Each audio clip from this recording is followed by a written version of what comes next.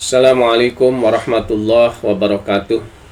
Alhamdulillah wassalatu wassalamu ala rasulillah wa ala alihi wa sahbihi wa mawalah amma ba'du. Para mahasiswa yang saya banggakan, Alhamdulillah pada kesempatan ini kita bertemu kembali dalam mata kuliah ilmu akhlak.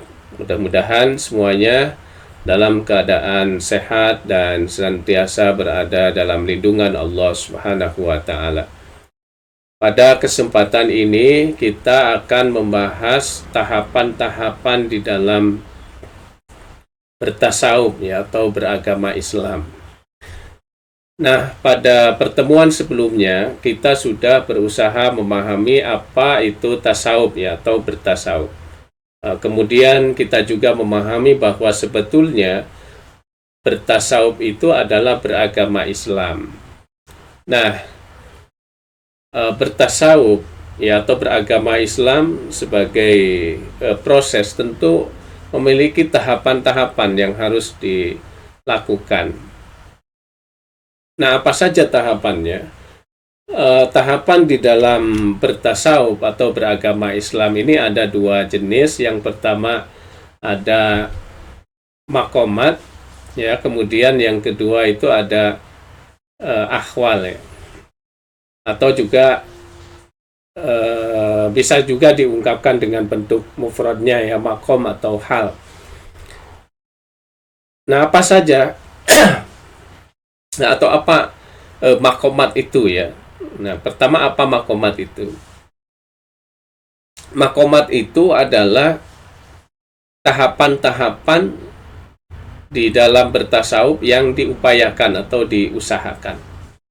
Nah, sementara ahwal itu sebaliknya dari makomat. Jadi tahapan-tahapan di dalam bertasawuf yang tidak diupayakan. Jadi ahwal itu berupa anugerah dari Allah sebagai konsekuensi dari melaksanakan tahapan-tahapan yang diupayakan atau makomat. Nah, kemudian apa saja yang termasuk pada makomat atau tahapan yang diupayakan di dalam bertasawuf atau di dalam beragama Islam itu? Nah, sepertinya para ulama itu sepakat bahwa tahapan pertamanya itu adalah tobat. Abu Qasim Al-Qusairi misalnya dengan Imam Al-Ghazali itu mengatakan bahwa tahapan pertama yang harus dilakukan oleh orang-orang yang berjalan menuju Tuhan itu adalah tobat. Nah, kemudian apa tobat itu? Tobat itu adalah kembali dari maksiat kepada taat dengan adanya penyesalan di dalam hati. Jadi kembali dari perbuatan maksiat kepada perbuatan taat dengan adanya penyesalan di dalam hati. Nah, apa maksiat itu? Maksiat itu adalah melaksanakan hal-hal yang dilarang oleh Allah, baik itu yang hukumnya haram maupun makruh, atau meninggalkan perbuatan-perbuatan yang diperintahkan oleh Allah, baik yang hukumnya sunat, yang hukumnya wajib maupun sunat. Nah, kemudian apa yang dimaksud dengan taat? Taat itu adalah melaksanakan perintah-perintah Allah, baik yang hukumnya wajib maupun yang sunat, dan menjauhi larangan-larangan Allah, baik yang hukumnya haram atau makruh. Nah, itu adalah tobat.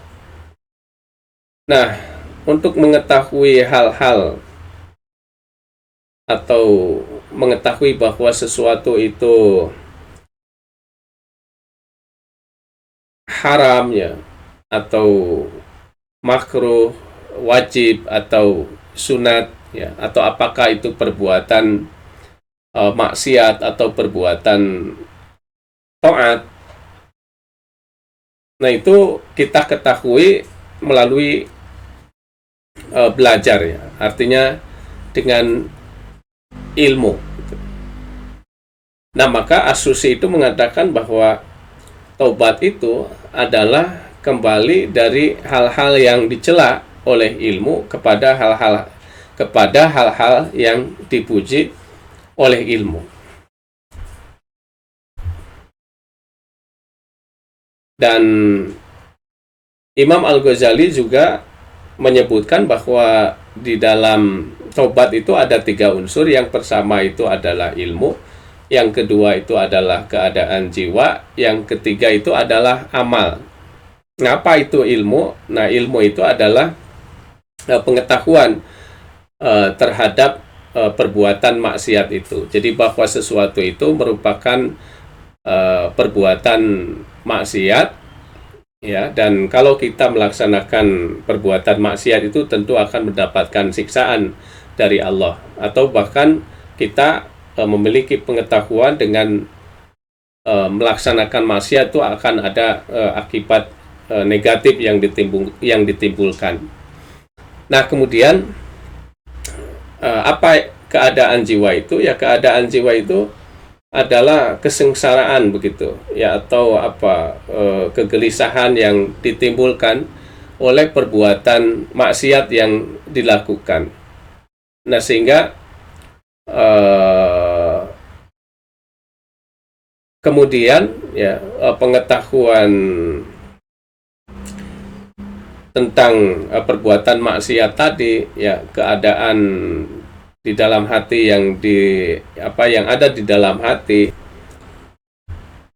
itu menimbulkan kesedihan gitu ya, menimbulkan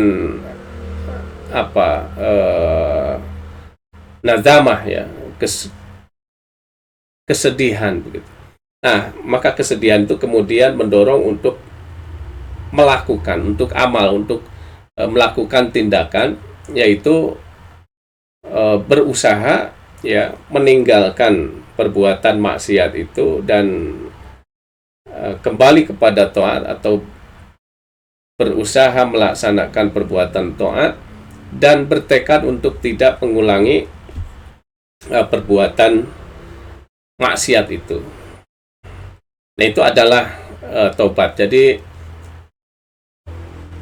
unsur ya yang paling esensial atau esensi di dalam taubat itu adalah nazamah ya, atau penyesalan begitu ya.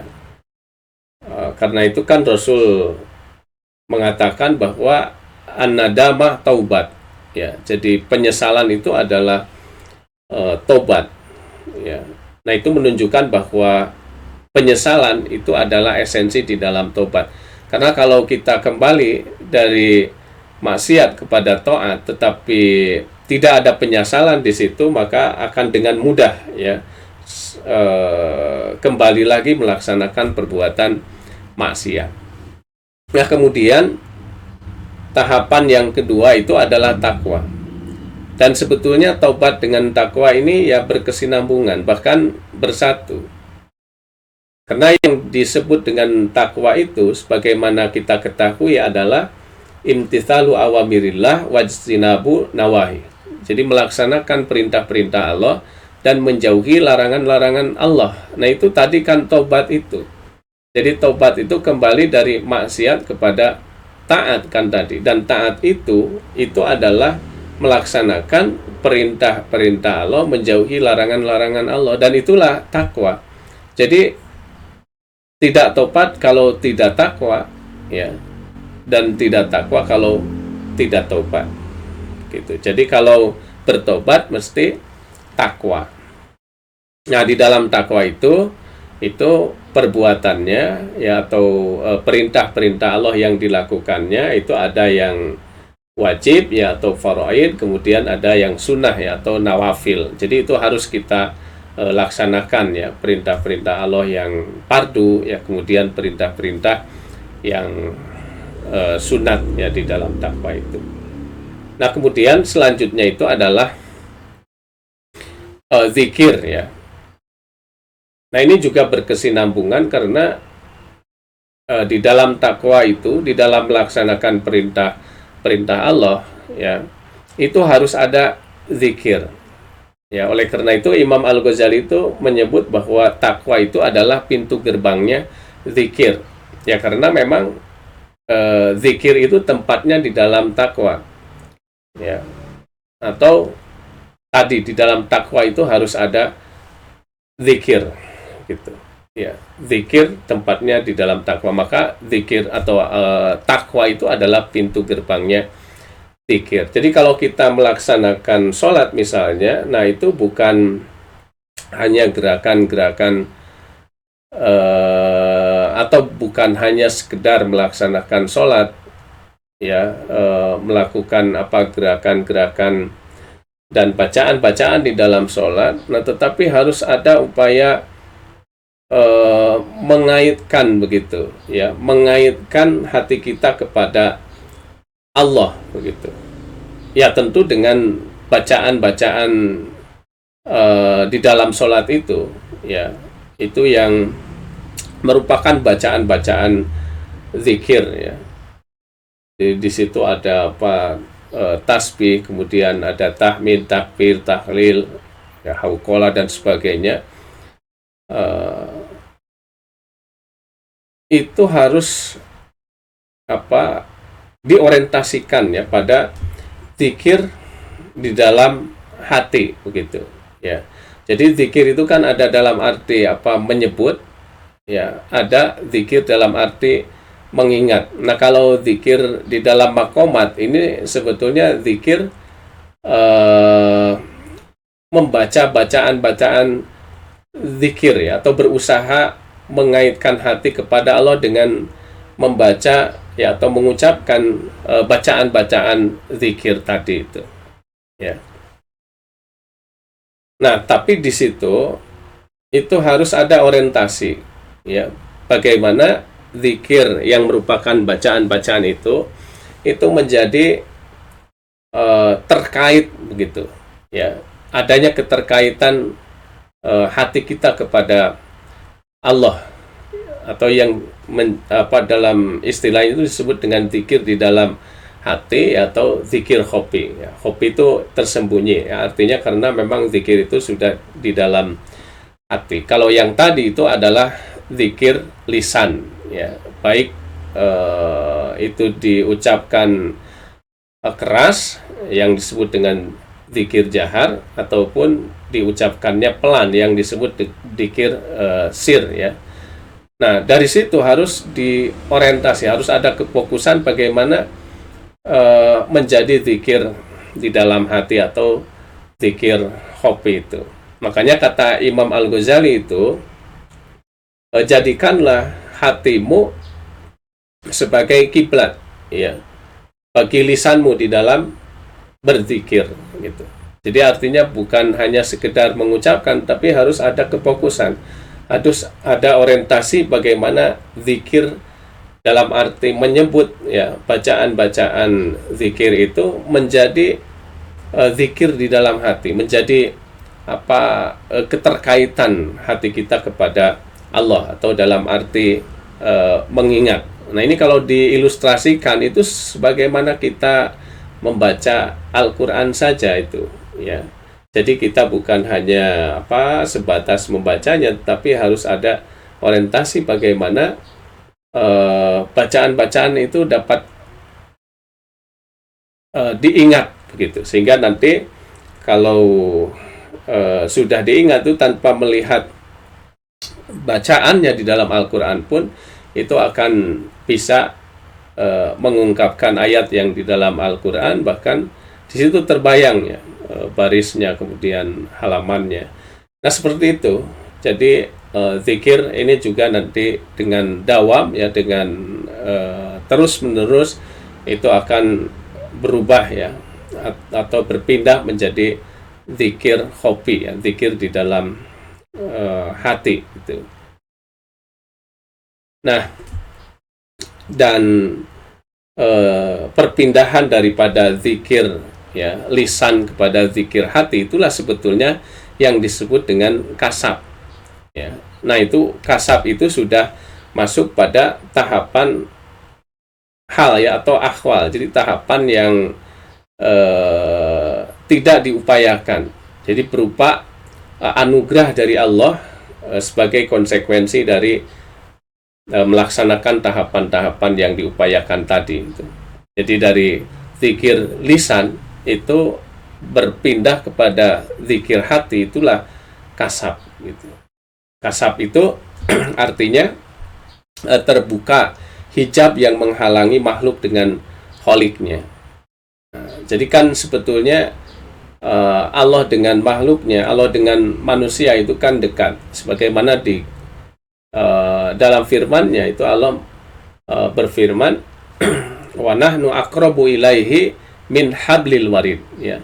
Dan kami, kata Allah, itu lebih dekat kepadanya daripada urat leher gitu ya, daripada urat nadi. Nah, tetapi ya antara makhluk ya kita manusia dengan Allah itu terkadang terhalang ya. Apa yang menghalangi? Yang menghalangi itu ya dosa-dosa yang diakibatkan dari perbuatan maksiat yang kita lakukan. Kemudian juga kecintaan kita terhadap dunia ya, seperti kecintaan kita yang sangat ya terhadap harta, ya, jabatan, kedudukan, kehormatan. Nah, itulah yang menjadi hijab ya. Jadi menghalangi manusia sebagai makhluknya dengan Khalik ya Allah sebagai penciptanya. Nah, kasab itu adalah terbukanya hijab. Jadi basiroh itu mata hati bisa menyaksikan Allah. Nah, makanya kata Imam Al-Ghazali itu, zikir itu adalah pintu gerbangnya kasab gitu. Karena kasab itu adalah perpindahan ya daripada zikir lisan ke zikir hati itu. Nah, sehingga menyebut atau disebut oleh Imam Al-Ghazali bahwa zikir itu adalah pintu gerbangnya kasab. Nah, kalau sudah kasab ya terjadi perpindahan zikir lisan kepada zikir di dalam hati, itu yang terjadi di dalam amal ya, misalnya melaksanakan sholat. Nah, maka zikir itu juga disebut bahwa zikir lisan itulah yang, atau zikirlah yang menyampaikan amal kepada hakikatnya itu ya. Jadi di situ terjadi ma'rifat ya. Dan ma'rifat itu kata Imam Al-Ghazali itu sebetulnya zikir itu sendiri ya, zikir itu sendiri, tapi zikir yang di dalam hati. Imam Al-Ghazali itu kan mengatakan bahwa ma'rifat itu adalah ingat kepada Allah ya, zikrullah gitu. Nah, karena hati hadir bersamanya dan menyaksikannya, kata Imam Al-Ghazali itu seperti itu. Jadi hati hadir bersamanya dan menyaksikannya ya, musyahadah itu hadir ya bersamanya. Nah, sehingga Imam Al-Ghazali juga mengatakan dengan istilah lain, ma'rifat itu adalah liqaullah gitu, bertemu dengan Allah ya. Maka beliau ya, Imam Al-Ghazali itu juga mengatakan bahwa kasab itu adalah pintu gerbangnya al-fauzul akbar gitu. Al-fauzul akbar yaitu liqaullah, bertemu dengan Allah ya. Kemenangan yang besar itu bertemu dengan Allah, dan itulah sebetulnya yang dimaksud dengan ma'rifat gitu. Nah, sehingga ma'rifat itu sebetulnya bisa diartikan dengan ingat kepada Allah, begitu dekat dengan Allah, bertemu dengan Allah, menyaksikan Allah, atau istilah di dalam Quran itu khusyuk ya. Nah, itu secara substansi sebetulnya sama ya. kita tahu kan bahwa orang-orang yang khusyuk itu, ya, itu adalah alladzina yadununa annahum mulaku rabbihim wa annahum ilaihi rajiun.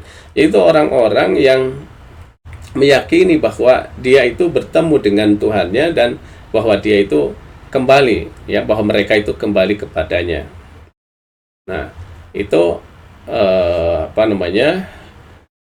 makrifat, ya. Jadi makrifat itu adalah ingat, ya, kepada Allah, hati hadir bersamanya dan menyaksikannya.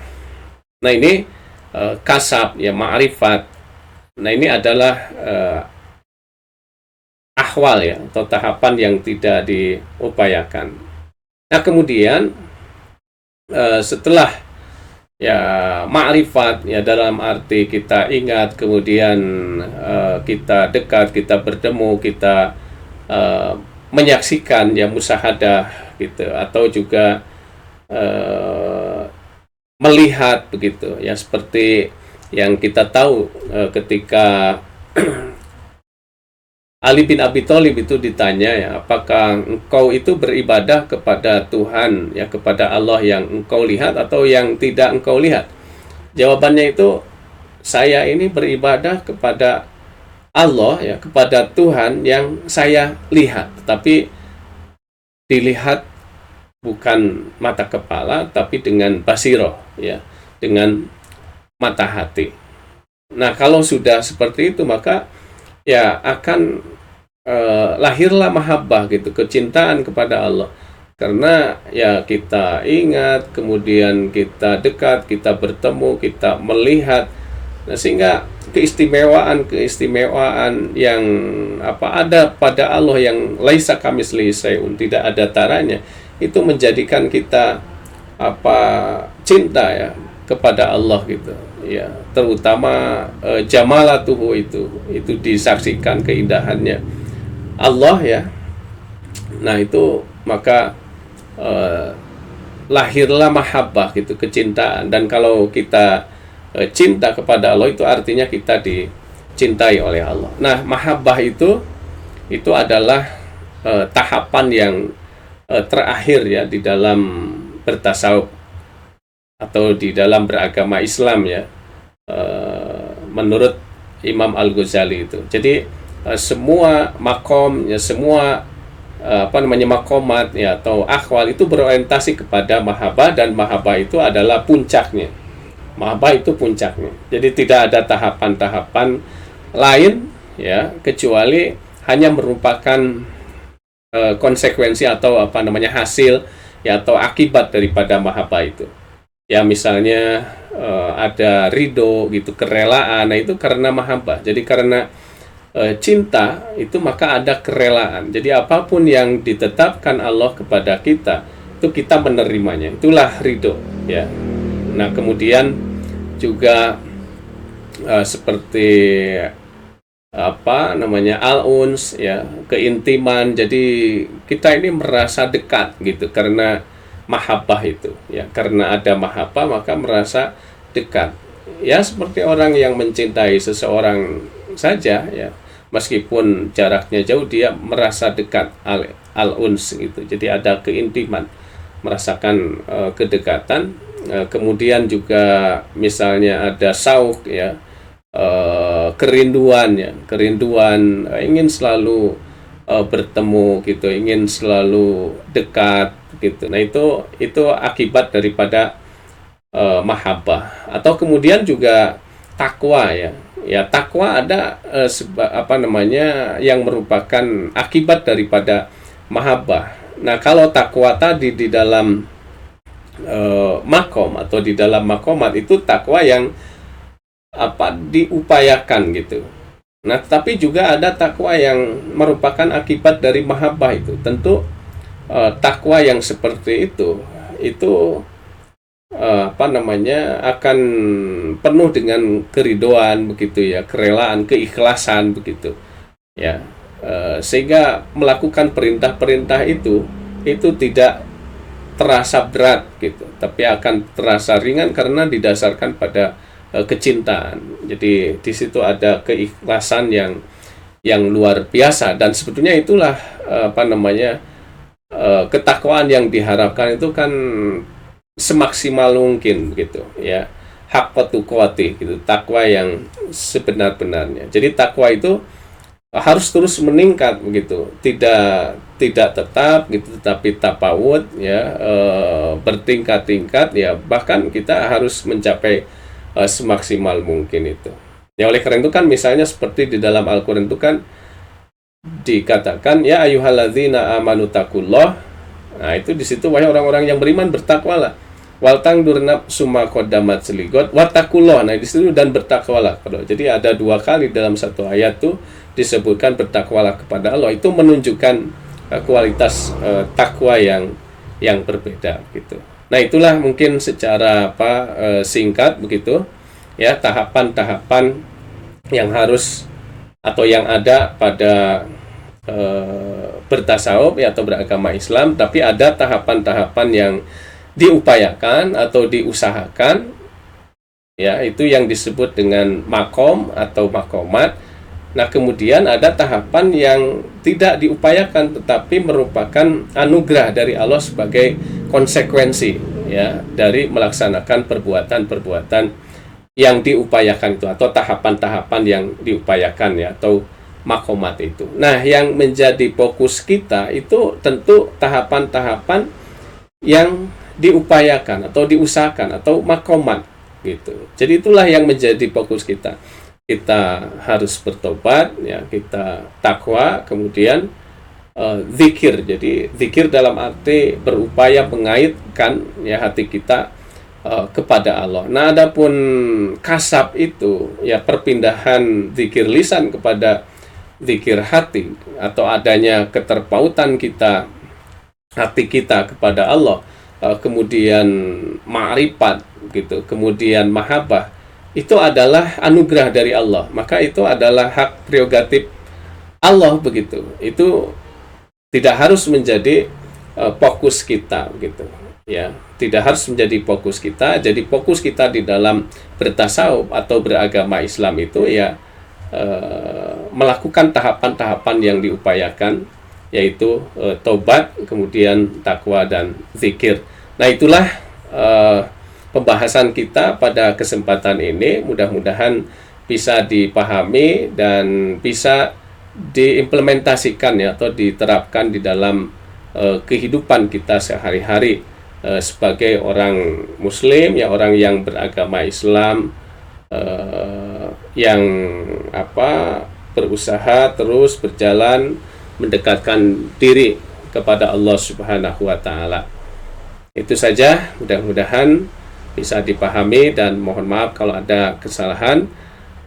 Wallahul muwaffiq ila aqwamit thoriq. Assalamualaikum warahmatullahi wabarakatuh.